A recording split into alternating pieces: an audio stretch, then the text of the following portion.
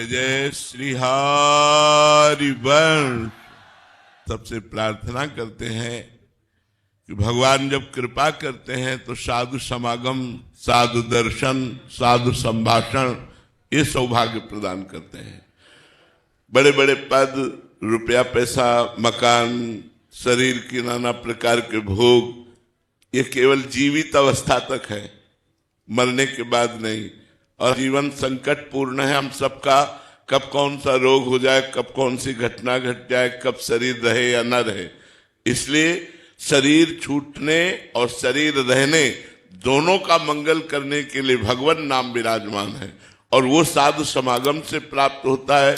भजन न होई संग बिनु, भजन बिना नहीं प्रेम, छिन्हु भजन न छाड़िए, धरिए यह ध्रुव नेम। बिना संतों के संग के भजन नहीं होता और बिना भजन के पाप ताप अशांति दुख इनका नाश नहीं होता, जन्म मरण का नाश नहीं होता। तो सबसे प्रार्थना है कोई नशा न कीजिए, गलत आचरण मत कीजिए और घर में ठाकुर जी विराजमान कीजिए और उनको भोग लगाकर प्रसाद पाइए और नाम कीर्तन कीजिए और वाणी जी का गायन कीजिए, जिससे आपका जीवन मंगलमय हो जाए।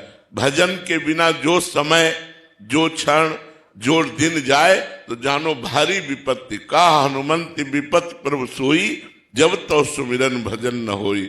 सुमिरन भजन होना ही मनुष्य जीवन की सार्थकता है। आप सब आए हैं कृपा करके, तो वृंदावन में ये नियम ले कि हम शराब नहीं पिएंगे, मांस नहीं खाएंगे, पराई माता बहनों की तरफ गंदी दृष्टि से नहीं देखेंगे और खूब नाम जप करेंगे। जितना बनेगा इससे आपका परम मंगल हो जाएगा। जय जय श्री हरि। लाडली जी की कृपा से श्री वृंदावन धाम आप सब पधारे और प्रार्थना है ये जो संत समागम है ये भगवान की विशुद्ध कृपा से प्राप्त होता है। किसी भी बहाने से सही सीधा वृंदावन आना और संतों का समागम करना, भगवान नाम जप करना, ठाकुर सेवा विराजमान करके अपने घर में ठाकुर सेवा करना, नाम कीर्तन करना, भगवत कथा सुनना, ये परम सौभाग्य से प्राप्त होता है। आप सबसे प्रार्थना है कि मनुष्य जीवन का जो परम लाभ है वो निरंतर नाम जप करना। अगर नाम जप चलता रहा तो आपके सारे अशुभ नष्ट हो जाएंगे, सारे पाप नष्ट हो जाएंगे और आप सुख शांति को प्राप्त होंगे।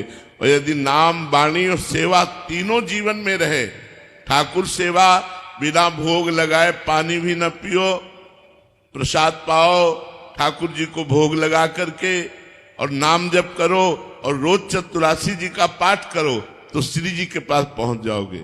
नित्य वृंदावन धाम श्री जी की नित्य सेवा, नित्य आनंद, नित्य महामहोत्सव का सुख प्राप्त होगा। जो मोक्ष में भी सुख नहीं है वो हमारी लाडली जी के चरणारविंद की दास्ता में सुख है। जो श्री हरिवंश चरण सेवक है, जो श्री जी के शरणागत है, उन सबसे प्रार्थना है तीन बातें। एक तो नाम जप न छूटने पावे, दूसरा प्रत्येक दिन में चतुरासी जी का पाठ हो, तीसरा बिना ठाकुर सेवा के कोई घर नहीं होना चाहिए। जुगल सरकार या राधा नाम सेवा या श्री राधा वल्लभ लाल की छवि विराजमान करके आठों पहर ना सही तो 3 पहर की सेवा कर लोगे तो तुम्हारा मंगल हो जाएगा। यहाँ आना सार्थक है। जो गंदे आचरण, गंदा नशा, गंदा बोलना देखना ये सब छोड़ देता है और नाम जप करता है तो उसका आना सार्थक हुआ, उसका जीवन सार्थक हुआ। और अगर अब सावधान न रहे तो पता नहीं किस योनि में भेजा जाएगा, हम क्या बनेंगे आगे, फिर हमसे क्या भजन हो पाएगा। इसलिए खूब राधा नाम जपिए, हरिवंश नाम जपिए, स्वस्थ रहिए, आपका मंगल हो। श्री हरिओम। बिना श्री राधिका कृपा के वृंदावन में आना संभव नहीं है और हरि गुरु संत भक्त इनके उत्सवों में सम्मिलित होना हमारे सौभाग्य का विषय होता है। अगर संत समागम मिला तो इससे बढ़कर कोई लाभ नहीं है। उमा संत समागम सम न लाभ कछान, पर इसका लाभ लेना चाहिए। कोई बुरा नशा नहीं करेंगे, कोई गंदे काम नहीं करेंगे और नाम जप करेंगे तो संत समागम का लाभ मिलेगा। आपको अपने जीवन में ही एक आनंद, एक शांति, एक विश्राम का अनुभव होगा। यदि आप गंदे आचरण करेंगे, कोई नशा करेंगे, गंदा वातावरण अपने अंदर प्रभावित करेंगे, तो फिर संत समागम का वातावरण जो आपको लाभ दे रहा है वो आप नहीं ले पाएंगे। इसलिए सबसे प्रार्थना है, कोई नशा न करें, कोई गंदे आचरण न करें, बहुत शांति से जीवन व्यतीत करें। मनुष्य जीवन बड़ा दुर्लभ जीवन है और इसकी दुर्लभता है कि हम श्री जी तक पहुंच जाएं, हम श्री जी के कृपा प्राप्त करें, हम श्री जी का नाम जप करते हुए अपना शरीर छोड़े। अगर मनमानी आचरण करते हुए छोड़े तो पता नहीं सुअर कुत्ता क्या क्या बनना पड़ेगा। इसलिए सावधान रहे, खूब नाम जप करें और नाम जप करते हुए अपने परिवार को सुख प्रदान करने के लिए धर्म पूर्वक धन कमाएं और आए हुए अतिथि का सत्कार करें, घर में ठाकुर सेवा विराजमान करें और ठाकुर जी को भोग लगा के पावे, जिससे आपका मंगल हो। श्री हरिवंश। ईशु सिंह जी। राधे राधे महाराज जी। महाराज जी, मैं ईमानदारी से जीने, दूसरों की मदद करने और गलत रास्ते पर नहीं चलने का प्रयास कर रहा हूँ, लेकिन मुझे लगातार दर्द, उसमें महाराज जी पूरा कहानी लिखा है इन्होंने, फिर आगे लिखा है मेरी आत्मा अभी थक चुकी है, लेकिन ये सबकी आत्मा फंसी हुई है, तुम्हारी नहीं है। कोई बिरला ही जीवन मुक्त होता है, नहीं सब माया में फंसा हुआ है। और ये जो हमें आज है कि हम बहुत अच्छे आचरण से चलते हैं और हम कोई अधर्म आचरण नहीं करते, फिर भी हमको दुख मिलता है, ये हमारे पूर्व कर्मों का फल है, भोगना पड़ता है।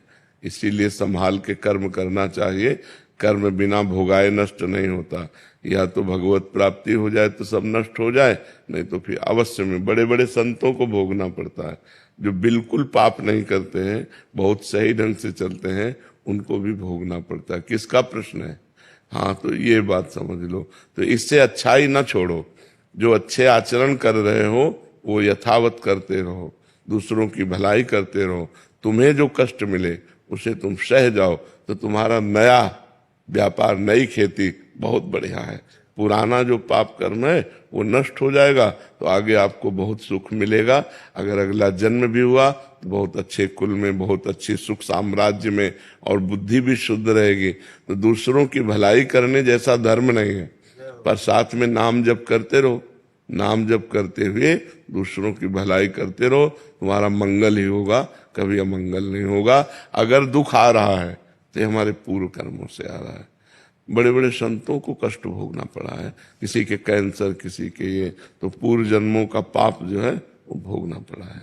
महाराज जी, अगर पूर्व में गलत काम हो गए हैं तो अब राधा नाम का सहारा ले लिया है, तो इसी जन्म में श्री जी मिल जाएंगे महाराज जी? हाँ, इस जन्म में मिल जाएंगे, लेकिन पूरी ब्रक पक्की लगनी चाहिए। अब लो नसानी, अब ना नसानी, आज तक किया अब नहीं करेंगे।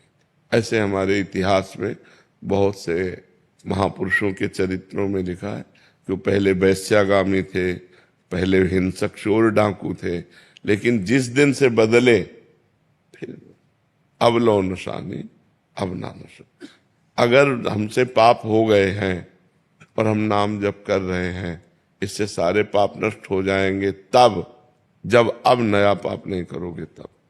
अगर वही पाप करते रहो, नाम जप करते रहे, तो प्लस हो जाएंगे, जुड़ जाएंगे और हमें दंड मिलेगा। नाम का अलग फल मिलेगा, पाप का फल अलग मिलेगा। अगर आज से हम पाप नहीं करते हैं तो हमारे नाम जप के प्रभाव से पूर्व के सारे पाप भस्म हो जाएंगे और मुझसे इसी जन्म में भगवत प्राप्ति हो जाएगी। खूब डट के नाम जप करें, पर डरे, पाप कर्म से डरे। पाप एक अंधियारा है, एक दुख है, एक विपत्ति है, एक महान विघ्न है जो हम कर देते हैं, वो सुरक्षित जमा रहता है, फिर हमको दंड देता है। और जब दंड देता है तब हम अच्छे कर्म कर रहे होंगे तो फिर हमें संशय होता है कि क्या अच्छे कर्म का फल दंड होता है क्या? लेकिन पूर्व का पाप का दंड आया और अच्छे कर्म अब जो है वो आगे हमें सुख देंगे। जैसे गेहूं की फसल बो तो तुरंत थोड़ी काट लोगे कि एक मन गेहूं खेत में बिखेर दिया तो हम दूसरे दिन काट ले, नहीं, 6 महीना, 4 महीना, 5 महीना, 6 महीना में जब फसल आती तब उसी में वो 40 मन एकत्रित कर लेता है। ऐसे आज जो हम सत्कर्म कर रहे हैं वो आज हमको काटने को नहीं मिलेगा, आज हमको काटने को मिलेगी कल की फसल। आज की फसल आगे आएगी। ऐसा धैर्य पूर्वक सत्कर्म करते रहना चाहिए।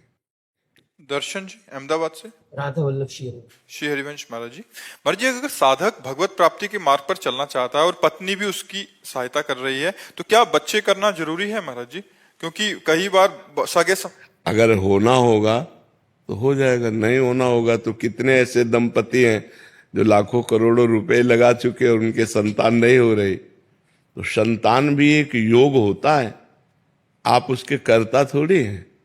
अगर आपके 4 संतानें होनी है तो होनी है, नहीं होनी है तो आप चाहे जितना डॉक्टर को दिखा लो, रुपया लगा के दवा ले लो, नहीं होने वाली। बहुत से ऐसे करोड़पति अरबपति लोग हैं जिनके रुपया की कमी नहीं और डॉक्टरों के संबंध की कमी नहीं, लेकिन संतानें है ही नहीं, लाख उपाय कर लिया। तो हमें लगता है कि भगवान के विधान को मानना चाहिए।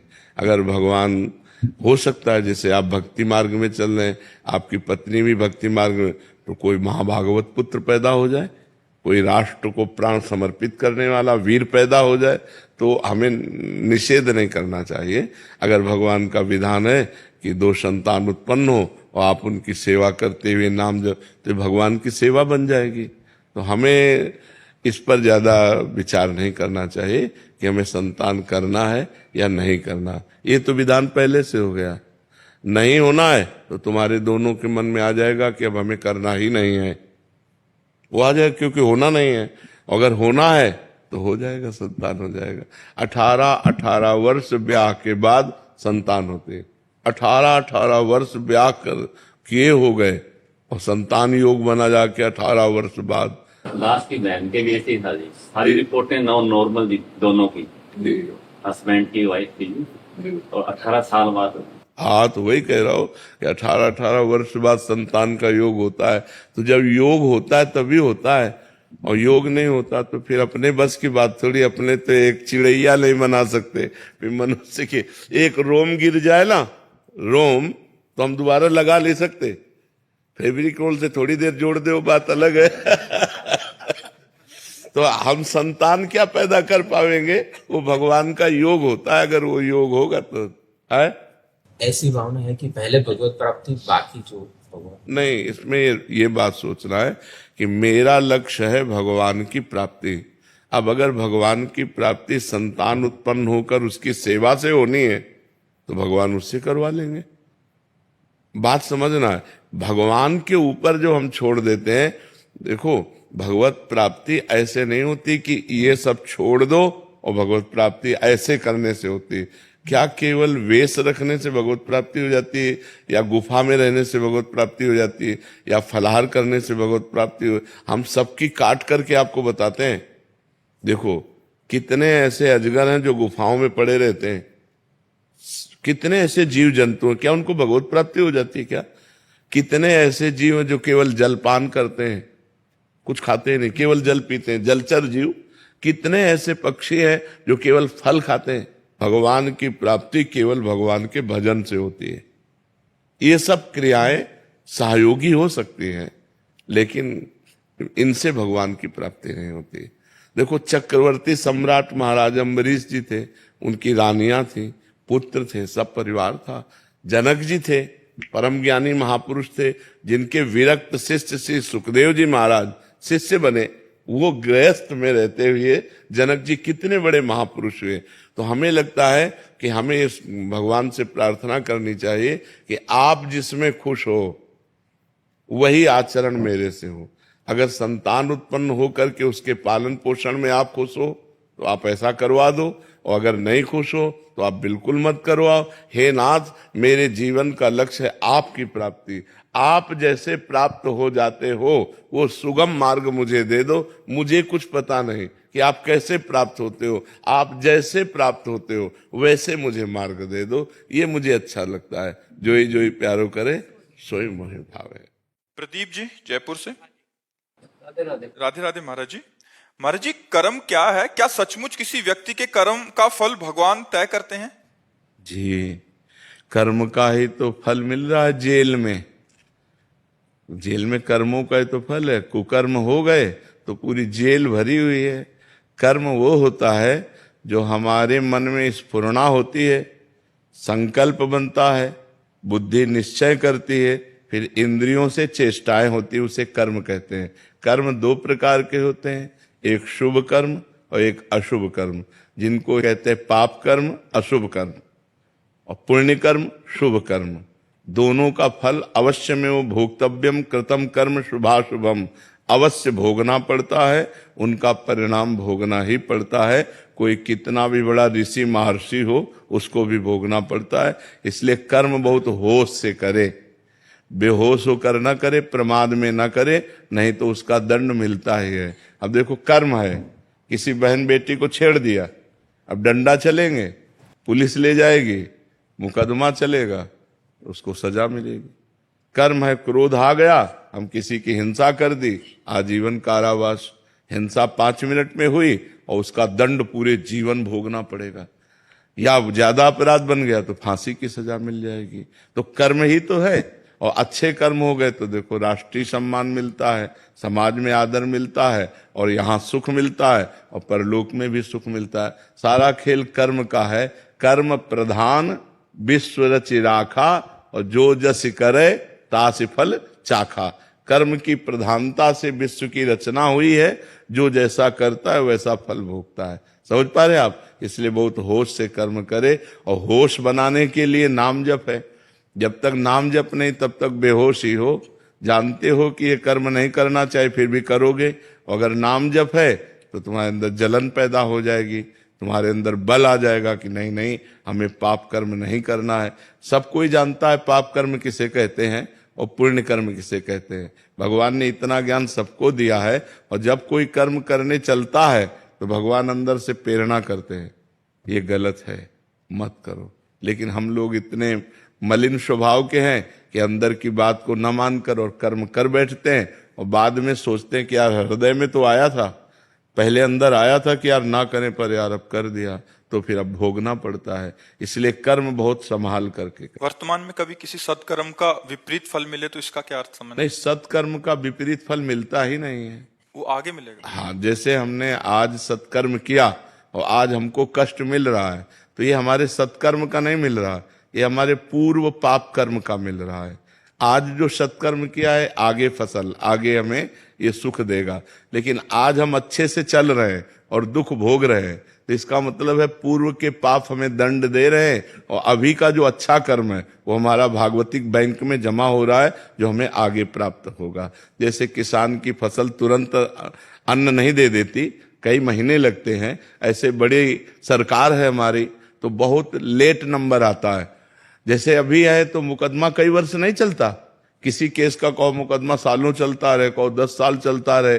कभी कभी तो उतनी जितनी सजा भोगनी होती है उतना तो मुकदमा में वो जेल में बंद रहता है। तो ऐसे ही भगवान की बहुत बड़ी अदालत है, अनंत ब्रह्मांडों के जीवों का हिसाब है। होता 1 सेकंड के कम हिस्से में है, पर जब होगा बहुत फाइनल में होगा, तो इसलिए बहुत समय लगता है। जैसे आज पाप कर्म किए तो कहो 5 जन्म बाद उसका दंड मिले जाकर तुम्हें, तो लगेगा हमने इस जन्म में तो पाप किया नहीं, लेकिन भोगना पड़ेगा, वो अवश्य में भोगतव्य, क्योंकि जीवात्मा वही है, शरीर बदल गया। जैसे कोई क्रिमिनल हो और वो पैंट शर्ट पहनता हो, फिर धोती कुर्ता पहनने लगे, या वो सलवार कुर्ता दुपट्टा धारण करने लगे, तो पहचानने वाला तो पहचानता है वही क्रिमिनल है। तो भगवान तो जानते हैं ना ये वही जीव है जो पूर्व जन्म में पाप कर्म किया है, तो उसको वही दंड दे देते, जाओ तुम्हें ये भोगना। अब इस जन्म में उसने कोई पाप किया नहीं वैसा, लेकिन पूर्व जन्म का पाप कर्म आकर उसे दंड देता है। जैसे संतों को है, मान लो कोई बचपन से संत है, देखो रामकृष्ण परमहंस जी के गले में कैंसर था, भाई जी हनुमान प्रसाद पोद्दार जी के उदर में कैंसर था। बड़े बड़े संतों को बड़े बड़े कष्ट भोगने पड़े, क्योंकि पूर्व में किया हुआ पाप भोगना पड़ेगा। भगवान को भी भोगना पड़ा, वो कानून से अलग नहीं रहते। भगवान ने छुप करके बाली को मारा व्याध की तरह, तो कृष्णावतार में अगले जन्म में अंतिम समय व्याध ही भगवान के चरणों में बाण मारता है, तब वो परम पद को जाते हैं। तो ये कानून है। तो भागवतिक जो कानून है वो एक राय भर नहीं बख्शता।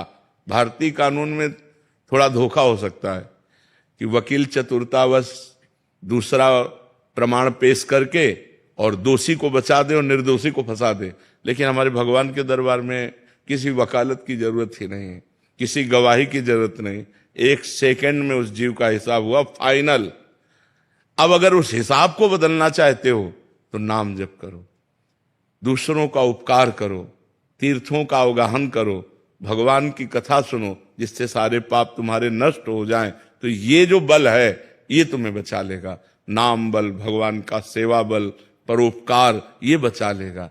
अब दूसरों को दुख देना, पाप कर्म करना, तो फिर नाना प्रकार के नरकों को भोग कर यहां भी दुर्गति भोगनी पड़ती है। जैसे आपके पाप कर्म है पूर्व के, वो आप बहुत पढ़े लिखे हो, आप लाख उपाय करो आपको नौकरी नहीं मिलेगी। पढ़े लिखे डिग्री लिए घूमते रहो कोई, और कुछ ऐसे हैं कि आपसे ज्यादा वो मंद बुद्धि के, वो ज्यादा प्रवीण नहीं है, लेकिन वो निकलते चले जा रहे हैं क्योंकि उनका पुण्य बल काम कर रहा है। तो यहाँ पुण्य बल, अगर सुख चाहते हो तो पुण्य करो, चाहते सुख हो और करते पाप हो तो पाप का परिणाम दुख मिलता है। शराब पी रहे हैं, गंदी बातें बोल रहे हैं, गंदे आचरण, एक एक चीज का फल है आपका। अगर आप बातें बोल रहे हो तो उसका भी फल है। मनुष्य जीवन कर्मयोग के लिए भेजा गया है। आप 1 मिनट भी फ्री नहीं है। आप 1 मिनट में जो करेंगे, आपके अंदर ही मन में बैठे हुए चित्रगुप्त तुरंत लिख रहे हैं। आपकी मन रूपी चिप में वो बिल्कुल सीन सहित जैसे चिप लगा दो ना तो पूरा टेलीविजन उसमें टीवी में आने लगता है, सब ऐसे सीन सहित चित्रगुप्त लिखते हैं। तो भगवान के सामने 1 सेकंड में पूरा वो चिप दिख जाती है, इसने क्या क्या किया जीव ने, बस उसको दंड मिलता है। इसलिए हर समय नाम जप करो, अच्छे आचरण करो, अच्छा भोजन पाओ, दूसरों का उपकार करो। यही मनुष्य जीवन है, यही देवत्व है। नहीं तो राक्षसी भाव में लोग विचर रहे हैं, अपने को धनी मानते हैं, व्यभिचार करते हैं, शराब पीते हैं, मांस खाते हैं, दुर्गति को प्राप्त होते हैं। पूर्व जन्म के पुण्य से आज धन है, लेकिन ये बना थोड़ी रहेगा, ये नहीं बना रहे। जहां पुण्य खत्म हुआ था सब नष्ट हो जाता है, सब नष्ट हो जाता है। तो ये है, हमारे कर्मों का फल हमको भोगना पड़ेगा।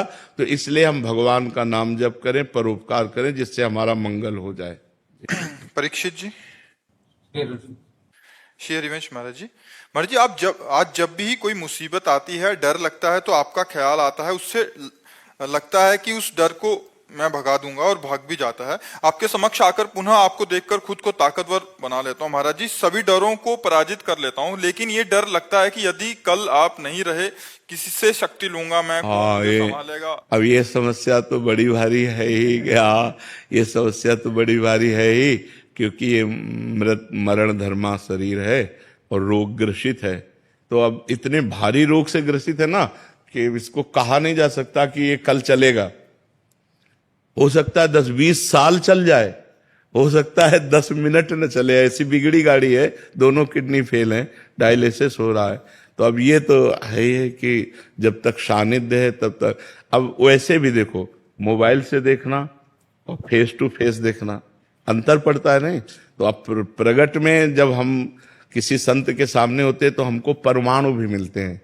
मोबाइल से हम उपदेश ग्रहण कर सकते हैं, हमारा कल्याण का मार्ग प्रशस्त हो सकता है, लेकिन हमें परमाणु नहीं मिल सकते। परमाणु तो फेस टू फेस ही मिलते हैं। अब जैसे आप देख रहे हो, आप बैठे इस वातावरण में, तो जो भजन के परमाणु हैं, जो भागवतिक परमाणु हैं, जो धाम के परमाणु हैं, वो आपके अमंगल का नाश कर रहे हैं और आपके दिमाग में बैठकर पवित्रता का विस्तार कर रहे हैं। ये मोबाइल से तो नहीं होगा ना। वो तो प्रगट में तो अब कितने दिन भगवान को रखना है ये हमको भी नहीं पता है। तब लगा रहता है महाराज जी। हाँ, आपको ही नहीं, लाखों लोगों का ऐसा प्रश्न है। लाखों, कई लोग तो रो के बोले ऐसा। और आपका जैसा प्रश्न है, ऐसा हमारा भी प्रश्न है कि हम अपने गुरुदेव से संचलित हैं। अगर कल मुझे पता चले कि मेरे गुरुदेव अंतर्ध्यान हो गए, तो जैसे प्राण निकल गए ऐसा शरीर रह जाए, फिर क्या रह जाए। गुरुदेव बैठे हैं तो इतना साहस है कि हमारे गुरुदेव है ना। तो गुरुदेव एक बल है, गुरु एक तपस्या भजन उसका बल है। अगर वो मान लो, ये तो आपकी श्रद्धा से हो रहा है, और वो अगर संकल्प कर ले, मान लो आप श्रद्धावान हो रहे तो आपकी बैटरी चार्ज हो रही, और अगर वो अपनी तरफ से संकल्प करके आपको दे दें तो आप तो महाबलशाली हो जाएंगे। तो ये बात होती है कि प्रगट तभी तो होता है कि सौभाग्य है कि प्रगट में संतों का संग मिले। नहीं तो जब संत चले गए तो फिर उतना बात का प्रभाव भी नहीं रहता। जैसे हम हैं तो मोबाइल में उतना प्रभाव भी पड़ रहा है, और जैसे हमारा शरीर न रहे तो अभी वो सब ऐसे हो जाएगा, फिर उसका वो प्रभाव नहीं पड़ेगा, उतना प्रभाव नहीं पड़ेगा, वो धीरे धीरे धीरे धीरे सब शांत हो जाएगा। तो प्रगट में जब तक संत रहते तब तक धूम मची रहती है, जहां वो अंतर ध्यान हुए तो धीरे धीरे माया धूल डाल देती है उनके प्रभाव में, उनकी वाणी में, उनके। तो जब तक महापुरुष प्रगट में रहते हैं तब तक विशेष प्रभाव रहता है, और जब अंतर ध्यान हो जाते तो धीरे धीरे माया फिर धूल डाल देती है अपनी, और उनका प्रभाव अंतर ध्यान हो जाता है। पर जो श्रद्धालु हैं, श्रद्धापूर्वक उनकी बात को मानते हैं, वो आजीवन उनकी बात पर मानकर उनका प्रगट अनुभव करते हैं। प्रगट अनुभव, जैसे नारद जी हैं तो है सृष्टि में तो हैं, पर हमारे सामने नहीं। अब हम अगर नारद जी की बात मानते हैं और नारद जी की भक्ति करते तो हमारे सामने भावना में आने लगते हैं कि बीणा लिए नारद जी ऐसे हैं, भावना में आने लगते हैं। मतलब भावना में वो आए, वो केवल कल्पना नहीं है, वो हमारी भावना में आए। तो जैसे प्रेमानंद, अब आप बात प्रेमानंद की मान रहे हैं तो आपकी भावना में प्रेमानंद आएंगे, वो झांकी आएगी, क्योंकि भगवान ही प्रेमानंद है। ये शरीर प्रेमानंद थोड़ी है, प्रेम और आनंद तो भगवान ही है ना। तो वही आएंगे, वही तुम्हारी रक्षा करेंगे और वही आपको सपोर्ट करते रहेंगे। ये शरीर तो लिमिट समय का, कितना समय ये हमको भी नहीं पता है, आप कितने मिनट का है, कितने घंटे का या कितने वर्ष का, इसका कुछ पता नहीं, आपका भी नहीं पता है। नहीं, इसका बड़ा विचित्र खेल है। बीमार बैठे रहते, स्वस्थ चले जाते हैं। ये भाई, ये भगवान की बड़ी विचित्र लीला है। तो आप चिंता न करो, हम तुम्हारे साथ हैं, चाहे ऐसे चाहे वैसे, ठीक है। कुमार सत्यम जी। राधे राधे। राधे राधे महाराज जी। महाराज जी, मैं एक भजन गायक हूँ महाराज जी। महाराज जी, मैं समाधान चाहता हूँ कि अगर विवाह की इच्छा ना हो तो विवाह करना चाहिए घर वालों के? नहीं करना चाहिए, नहीं करना चाहिए। यदि हमारी इच्छा नहीं है तो हम किसी दूसरे को अपने बंधन में बांध करके पीड़ा देना ठीक नहीं है, क्योंकि दूसरा तो आपको पति भाव से स्वीकार करेगा तो वो अपनी इच्छा कुछ रखता है।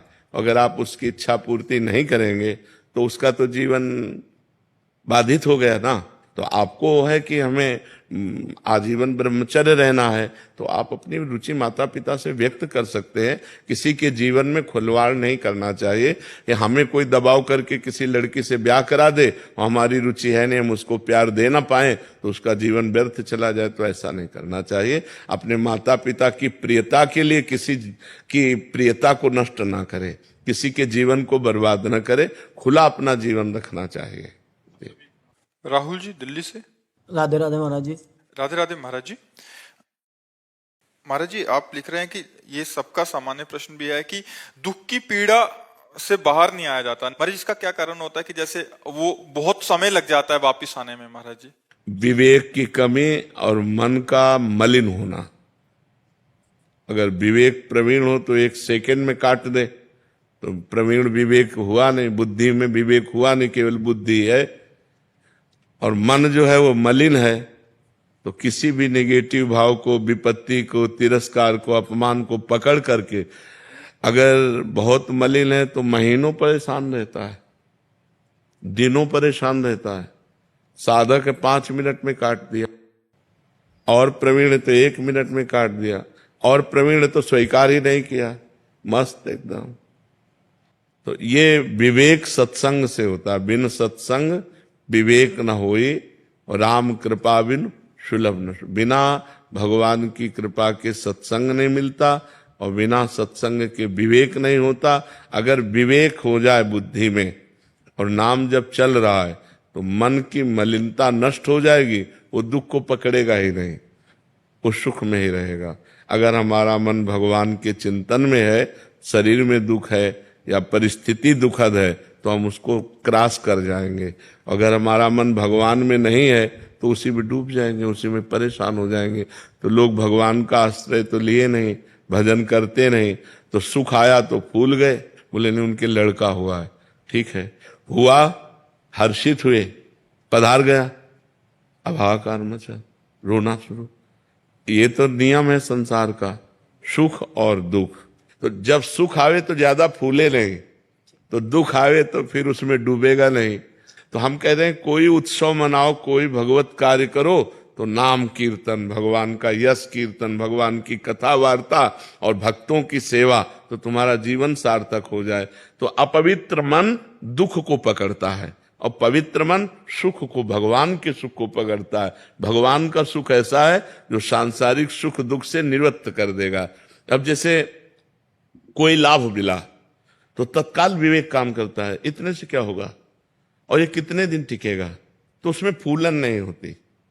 नहीं तो संसारिक आदमी एकदम फूल जाता है, अरे लाभ मिल गया, अच्छा हानि हुई, कितनी देर टिकेगी?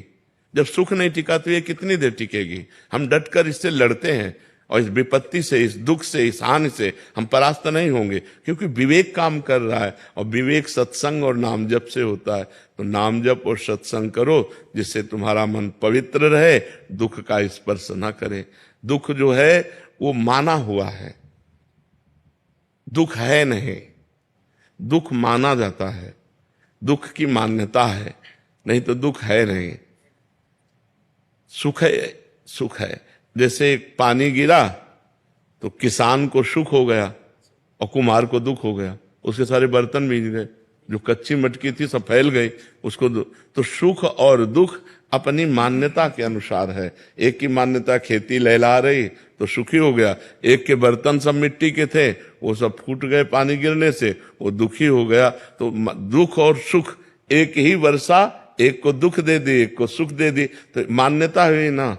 अपनी मान्यता बिगड़ गई, अपनी मान्यता बन गई तो सुख और दुख का ये कोई शाश्वत सुख नहीं है। शाश्वत भगवान का सुख है। यदि हम नाम जप करें, सत्संग सुने और भगवान के भरोसे हो जाएं तो हम सुख दुख से निपट सकते हैं, नहीं तो पीस डालता है आदमी। इतना दुखी हो जाता है कर लेता है।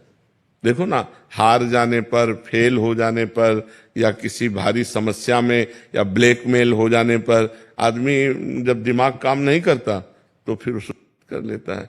तो हमें लगता है कि हमें सत्संग के द्वारा अपने विवेक को बढ़ाना चाहिए, जिससे हम ऐसी परिस्थितियों से निकल पाएं। अगर हम ना निकल पा रहे हैं तो हमको विज्ञ जनों के पास जाना चाहिए, संतों के पास जाना चाहिए, वहां अपनी समस्या रखनी चाहिए, उससे निकलने का उपाय पूछना चाहिए। डूबना नहीं चाहिए, उसको पकड़ के नहीं बैठ जाना चाहिए कि अब क्या होगा, अब तो सब बेकार हो गया। नहीं, ऐसा नहीं, कोई ना कोई रास्ता भगवान निकालेंगे जिससे फिर हमारे जीवन में प्रकाश आएगा, फिर हम आनंद को प्राप्त होंगे। अनिल आनंद जी मेरठ से। राधे राधे महाराज जी।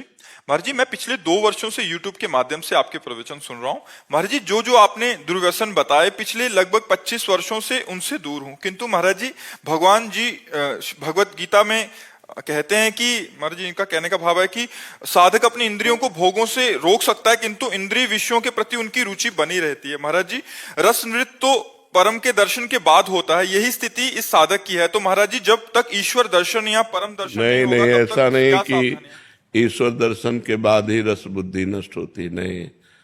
जिस समय हमारा भजन में स्वाद आ जाता है तो इन सब भोगों से विरति हो जाती। भगवत साक्षात्कार के पहले ही, जैसे सूर्योदय होने के पहले ही अंधकार नष्ट हो जाता है ना, प्रातः काल वेला में सूर्य उदय तो बहुत विलंब से होता है, अंधकार पहले ही नष्ट हो जाता है। ऐसे भगवान के साक्षात्कार के पहले ही चित्त निर्विषय हो जाता है। तो आप उसकी चिंता न करें, जैसा जैसा भजन होता जाएगा वैसे वैसे विकार नष्ट होते जाएंगे। भागवत में लिखा हुआ है एकादश स्कंद में कि जैसे एक एक कवल भोजन पाने से क्षुधा निवृत्ति, पुष्टि, तुष्टि एक साथ होती जाती है, ऐसे एक एक नाम जप करने से संसार से वैराग्य, स्वरूप का बोध और भगवान से प्रेम, ये तीनों बातें होती जाती हैं। तो हम अधिक से अधिक नाम जप करें तो रस बुद्धि खत्म हो जाएगी। जीवन का मैं यही सोचता हूँ कि मैं रस बुद्धि अभी तक 62 साल की अवस्था हुई, अभी तक रस, ये अवस्था से नहीं जाती है, तो 92 की हो जाएगी तो नहीं जाएगी क्योंकि ढांचा पुराना हो जाता है, लेकिन ढांचे में रहने वाला पुराना थोड़ी होता है। मन कभी बूढ़ा नहीं होता है, बुद्धि कभी बूढ़ी नहीं होती है, जीवात्मा कभी बूढ़ा नहीं होता। ये सब यंग रहते, जवान रहते हैं, शरीर भर बूढ़ा हो जाता है। तो ये नाम जप अधिक से अधिक, अगर नाम जप किए हो, देखो आप तो 62 वर्ष के हैं, यहाँ 18, 22 वर्ष के बच्चे हैं और कहीं सुई की नोक भर कोई गलती नहीं है। कोई मनोरंजन नहीं है, सबके पास मोबाइल नहीं है, मोबाइल केवल कार्य करने वालों के पास है, वो बहुत आनंद से हैं, उत्साह पूर्वक हैं। क्यों हैं? भगवान की शरण में है, भगवान का नाम जप कर रहे हैं। श्री सुखदेव जी की अवस्था 16 वर्ष की थी, परब्रह्म परमात्मा में स्थित। शरीर की अवस्था से इंद्रियों के निर्विषय होने का कोई ताल्लुक नहीं है। अगर हम नियम पूर्वक अधिक भजन करें तो कम समय में हम निर्विषय हो सकते हैं। एक बार एक दिन सत्संग हुआ था कि 1 करोड़ नाम जप करने पर भागवतिक स्वप्न आने लगते हैं, बड़ी दिव्यता आने लगती है, सद्गुण आने लगते हैं। 2 करोड़ नाम जप करने पर इंद्रियां निर्विषय होने लगती है, नाम प्रिय लगने लगता है, और जो दिव्य आकाशचारी ऋषि मुनि हैं उनसे बात होने लगती है। ऐसे करोड़ करोड़ नाम के 13 करोड़ नाम का 13 करोड़ नाम जप करने वाला दूसरों को मोक्ष प्रदान कर सकता है। तो हम नाम अधिक जप करें और अपने आप को भगवद आश्रित कर दें। वो विषय जो निषेध हैं उनको तो स्वीकार ही ना करें, और जो विषय विधि है कि आप स्वीकार कर सकते हैं वो भगवान को अर्पित करके भोगिए, तो रस बुद्धि होने पर भी भगवत प्राप्ति हो जाएगी। जैसे बहुत सुंदर भोजन में रीता है, वो हम भोजन श्री जी को भोग लगा दें, अब हम स्वाद से पाएं। हमारी लाडली जी ने पाया है, रोटी सब्जी दाल खीर पूड़ी जो भी है कितना स्वादिष्ट है, स्वाद बखान बखान करके पाओ तो भी आप बंद होगे नहीं, क्योंकि प्रसादे सर्व दुखा नाम हानि रस्योपजायते। भगवत प्रसाद समस्त दुखों का नाश कर देता है और प्रसन्नता प्रदान करता है। ऐसे ही जो हमें विषय प्रिय है वो हम भगवान को अर्पित कर दें। जो विषय प्रिय है, नाथ ये आप देख लो, आपकी मर्जी हो तो इसकी प्रियता अपने चरणों में घसीट लो, आपकी मर्जी हो वैराग्य दिला दो, प्रभु मैं आपकी शरण में हूं। और बात पक्की समझो, शिव बिरंची का मोह है, को है बपुरान, बेचारा और कौन डींग हाँक सकता है। शिव बिरंची का मोह है, भगवान की बलवती माया है। तो भगवान ही जब हमें निकालेंगे तभी हम निकल सकते हैं। तो हम ऐसे रहें, आश्रित रहें, शरणागत रहें और नाम जप करते रहें, और इसकी चिंता ना करें, चिंतन करें। चिंतन जब इसका होगा विषयों का तो भी हानि हो जाती है। जहां हम विषयों का चिंतन करते हैं कि यार, जब विषयों का चिंतन रस बुद्धि से हो तो तुरंत नाम के द्वारा उसे काटो। नहीं नहीं, बहुत भोगा, संसार भोग रहा है, नहीं अब नहीं, राधा राधा राधा राधा, तो हम इससे निकल जाएंगे। घबराने की जरूरत नहीं है, ये हमारे प्रभु की ही माया है, किसी दूसरे की नहीं है। नहीं, किसी दूसरे की होती तो घबराने की जरूरत थी। मेरे प्रभु की ही माया है, तो जिस दिन मेरे प्रभु डांट देंगे उसी दिन माया मुक्त हो जाएंगे। ये भरोसा रखकर खूब नाम जप करो। सिर्फ नाम जप से हो जाएगा? हो जाएगा, पूर्ण नाम जप से हो जाएगा। नाम जप पूर्ण है। तीर्थ यज्ञ दान पुण्य स्वाध्याय इनसे पूर्ण नहीं होगा, लेकिन नाम जप से पूर्ण हो जाएगा। अभिलाष यादव जी भोपाल से। राधे राधे महाराज जी। राधे राधे महाराज जी। महाराज जी, पिछले 1 वर्ष में जब से आपका सत्संग सुना है, श्री जी की कृपा से 1,54,00,000 नाम जप हो गया महाराज जी, जिसमें मुझे परोपकार की भावना उत्पन्न हो रही है महाराज जी। अभी इनका कहना था कि जैसे कोई दीन ही नहीं है, किसको देखता हूं तो अपना भजन दे देता हूं कि मेरा इतना भजन उनको दे दो। तो महाराज जी, ऐसा करने से भजन नष्ट हो? नहीं, पहले तो अपने लक्ष्य तक पहुंचो पहले, नहीं तो बीच में ही लुट जाओगे। भगवत प्राप्ति जब तक ना हो, अब तुम्हारे को प्रक्रिया बदलनी चाहिए। जो भजन करो वो भगवान को समर्पित करो, जो भजन करो वो भगवान को समर्पित करो। जिसको दीन दुखी देखो तो तन से धन से सुख पहुंचाने की चेष्टा करो और मन से भावना करो, भगवान आप तो परम उदार हो, आप इसे ठीक कर दो। भजन भगवान को दो, प्रार्थना भगवान से करो। शरीर से और धन से अगर सेवा बनती है तो वो सेवा कर दो, भजन भगवान को दो भगवत प्राप्ति के लिए। जब तक भगवत प्राप्ति ना हो जाए तब तक भजन खर्चा करने का बिल्कुल अधिकार नहीं रखना चाहिए। महाराज जी उस समय मन बहुत द्रवित हो जाता है। तो तन से सेवा कर दो और मन से प्रार्थना कर दो। आपका भजन तो थोड़ा है ना, तो भगवान अपार करुणा सिंधु हैं, तो हम प्रार्थना करते हैं कि भगवान इसके कर्म को आप नष्ट कर दो, इसको सुख प्रदान करो, हे भगवान आप इसके दुख को दूर करो। ये तो हर भक्त विनय कर सकता है। तो विनय करना, शरीर से और धन से सेवा करना, भजन को भगवान के चरणों में समर्पित करना, वो सिर्फ भगवत प्राप्ति के लिए है। हमारा जन्म साधन धाम मोक्ष कर द्वारा, हम भगवत प्राप्ति के लिए भजन करते हैं। और दूसरी बात, सब में भगवान है, सब रूपों में भगवान है। तो जब कोई दुखी हो तो देखो भगवान दुख की लीला कर रहे हैं।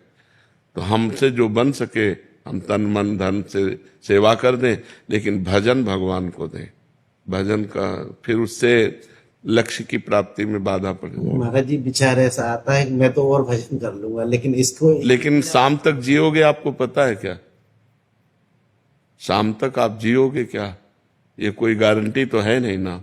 तो पहले हम अपना कार्य करते मनुष्य जीवन का, पहले अपना कल्याण करें, अपने को भगवत प्राप्ति करें। तो जब आप भगवत प्राप्त हो जाओगे